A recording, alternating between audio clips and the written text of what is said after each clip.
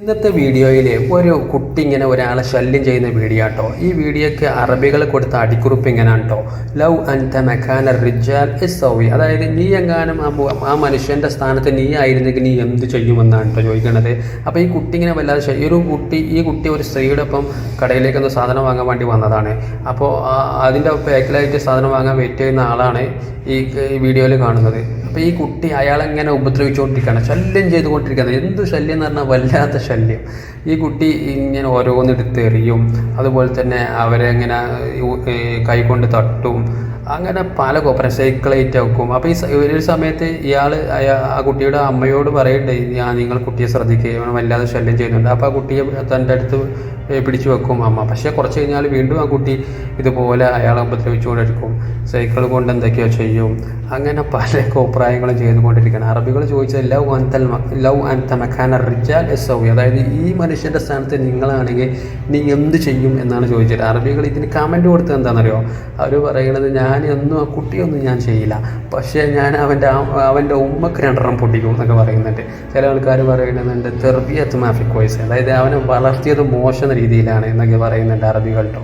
അപ്പോൾ അങ്ങനെ ഏതായാലും ഇവൻ എന്ത് ചെയ്യാണ്, ശല്യം ചെയ്തുകൊണ്ടേയിരിക്കുകയാണ് ഇയാൾ ഇടയ്ക്കിടയ്ക്ക് അവൻ്റെ അമ്മയോട് പറയുന്നുണ്ട്. അപ്പോൾ അമ്മ ആ സമയത്ത് അവനെ പിടിക്കും, പക്ഷേ കുറച്ച് കഴിഞ്ഞാൽ വീണ്ടും അവൻ തിരിച്ച് വന്നിട്ട് അയാളെങ്ങനെ കാലുകൊണ്ടും കൈ കൊണ്ടും അങ്ങനെ ഉപദ്രവിച്ചു കൊണ്ടേയിരിക്കുകയാണ്.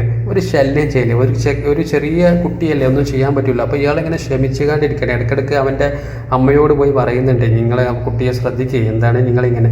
ആ സമയത്ത് പറയുന്ന സമയത്ത് അവൻ്റെ അമ്മ അവനെ പിടിച്ചിട്ട് അമ്മയുടെ അടുത്ത് വെക്കും. പക്ഷേ കുറച്ച് കഴിഞ്ഞാൽ കുട്ടി വീണ്ടും പുറത്ത് വന്നിട്ട് ഇതുപോലെ ചെയ്തുകൊണ്ടേയിരിക്കും.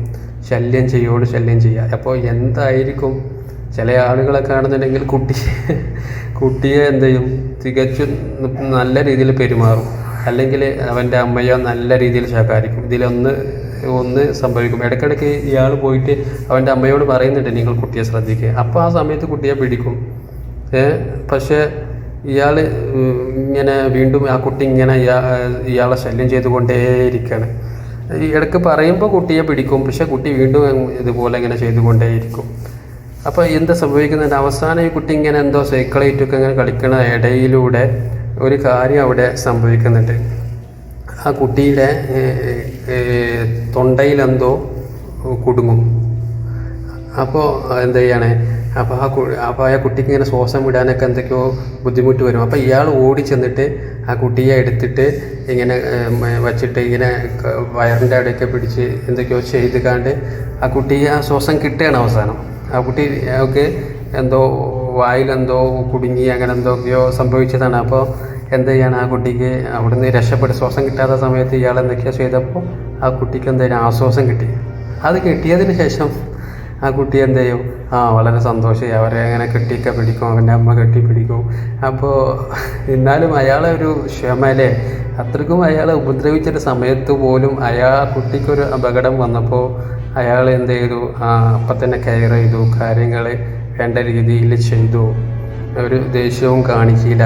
അപ്പോൾ വല്ലാത്തൊരു ക്ഷമയുള്ളൊരു മനുഷ്യനായിട്ടാണ് എനിക്ക് തോന്നുന്നത്. മറ്റാരെങ്കിലൊക്കെ ആണെങ്കിൽ ആ കുട്ടിയെ തിരിഞ്ഞു നോക്കുക പോലും ചെയ്യില്ല, കാരണം അത്രയ്ക്ക് വെറുപ്പിച്ചിട്ടുണ്ട് ആ കുട്ടി ആ സമയത്ത്. എന്നാലും അയാൾ ചെയ്ത ഈ ഒരു കാര്യം വളരെ അധികം നല്ലതാണ്. അറബികൾ ഇതിന് കമൻറ്റ് കൊടുത്തത് എന്താണെന്നല്ലോ, ഇതിൻ്റെ അടിയിൽ നിങ്ങളാണെങ്കിൽ എന്ത് ചെയ്യുന്നത്. ചില ആളുകൾ പറഞ്ഞത്, ഞാൻ ആ കുട്ടി ഒന്നും ചെയ്യില്ല, പക്ഷേ അവൻ്റെ ഉമ്മക്ക് ഞാൻ 2 പൊട്ടിക്കും എന്നൊക്കെ പറയുന്നത്. ചില ആളുകൾ പറയുന്നത് കുട്ടിയെ വളർത്തിയത് മോശം രീതിയിലാണ്, അതുകൊണ്ടാണ് ഇങ്ങനെ എന്നൊക്കെ പറയുന്നത്. ഏതായാലും ഇയാളുടെ ക്ഷമ സമ്മതിച്ചു കൊടുത്തേ പറ്റൂ. ക്ഷമയും അതുപോലെ തന്നെ നല്ല സഹകരണവും, അതുപോലെ തന്നെ ഇങ്ങനത്തെ അവസ്ഥയിൽ വൈര്യം മറന്ന് അയാൾ ചെയ്ത സഹായങ്ങളുമൊക്കെ ഇയാളൊരു നല്ല മനുഷ്യനാണ് എന്നതിന് തെളിവാണ്.